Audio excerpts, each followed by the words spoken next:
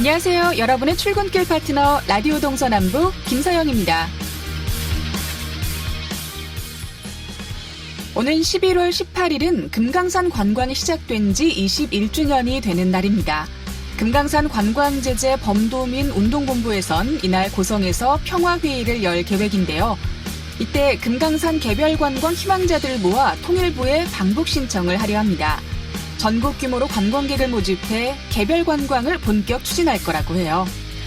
또 12월엔 미국 의회와 유엔 안전보장이사회 대북제재위원회까지 방문해 국제적 협력도 요청할 계획이라고 합니다.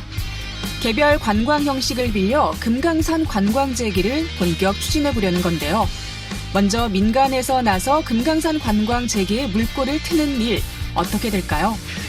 통일부에서도 신변 안전 문제만 해결되면 구체적인 실행 방안을 찾을 수 있다고 하고 북한의 김정은 위원장도 남녘 동포를 환영한다고 했으니 이제 남은 건 실무회담뿐입니다. 이 한 걸음 걷기가 이렇게 힘드네요. 비록 개별 관광 형식이지만 이제 한 걸음만 더 나아가면 금강산 관광 재개도 꿈만은 아닌데요. 내년엔 꼭 금강산 관광 재개가 이루어지길 기대하며 11월의 첫날 라디오 동서남북 지금부터 시작합니다.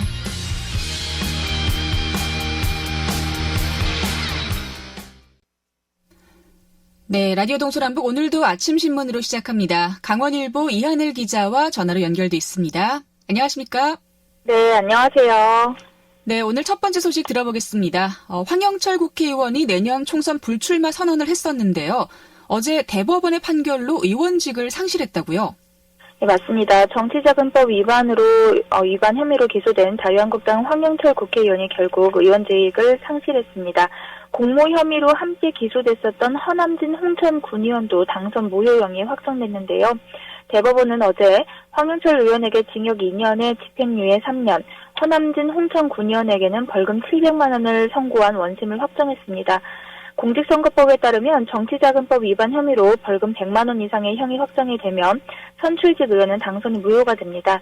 또 우리는 특히 3선 국회의원의 직을 상실하면서 강원도의 정치력도 타격을 입게 됐습니다. 네, 그러니까 정치자금법 위반 혐의인 건데 구체적으로 어떤 내용이죠? 대법원은 황영철 의원이 보좌진의 급여 대납 등 정치자금법에서 정하지 않은 방법으로 정치자금을 지급받았다고 본 원심에 잘못이 없다고 판단을 했는데요.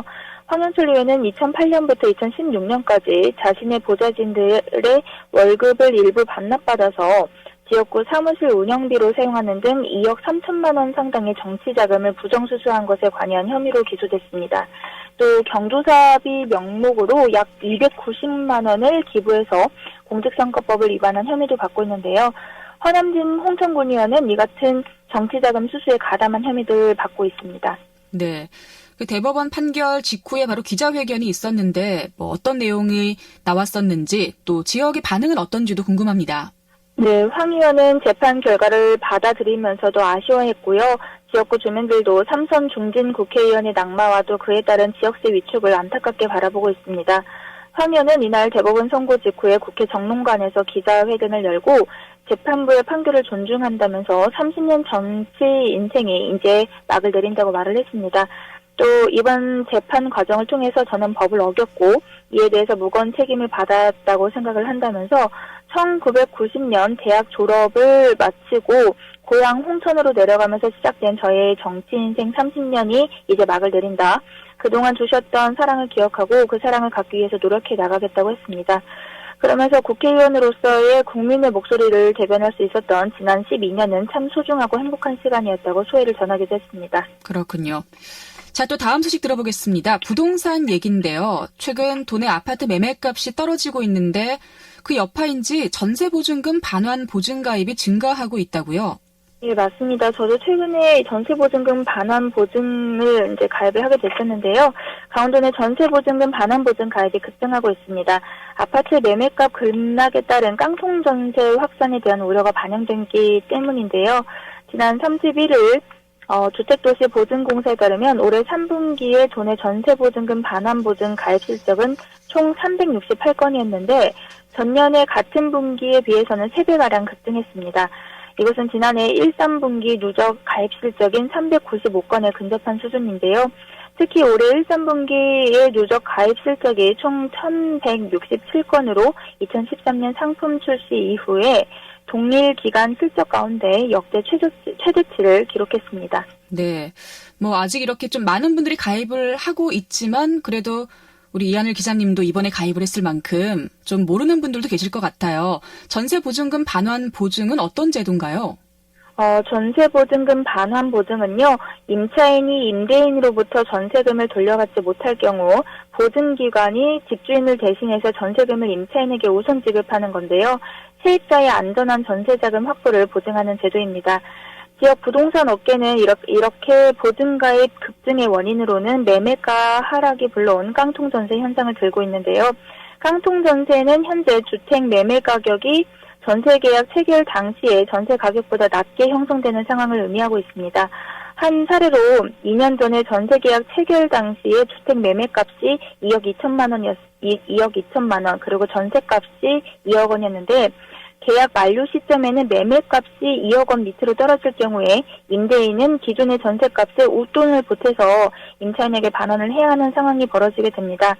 상대적으로 임차인들의 전세금 반환에 대한 불안감이 커지게 되는 상황이게 됩니다. 네. 부동산 전문가들이 지금 보증가입 급증이 집값 하락 여파로 발생한 현상이다라고 보고 있는데 실제로도 뭐 좀 가격이 많이 떨어지고 있나요? 예, 많이 떨어졌는데요. 실제로 도내 아파트 평균 매매 가격은 8개월 연속으로 하락세입니다. 한국감정원의 조사 결과 올해 9월 기준으로 도내 아파트 평균 매매 가격은 1억 4,090만 원이었는데요. 한 달 동안 100만 원가량 하락을 했습니다. 특히 올해 1월부터는 줄곧 값이 떨어지고 있는데요. 한국공인중개사협회 관계자는 불안정한 시장 상황에 임차인들이 보증가입으로 안전장치를 확보해두는 모습이라고 설명을 하면서 시장 침체와 부동산 규제 여파가 여전히 이같이 깡통전세에 여전한 만큼 이같이 깡통전세 우려는 당분간 지속될 가능성이 높다고 설명하고 있습니다. 네. 자, 오늘 소식 잘 들었습니다. 아침신문 강원일보 이하늘 기자와 함께했습니다. 고맙습니다. 네, 감사합니다.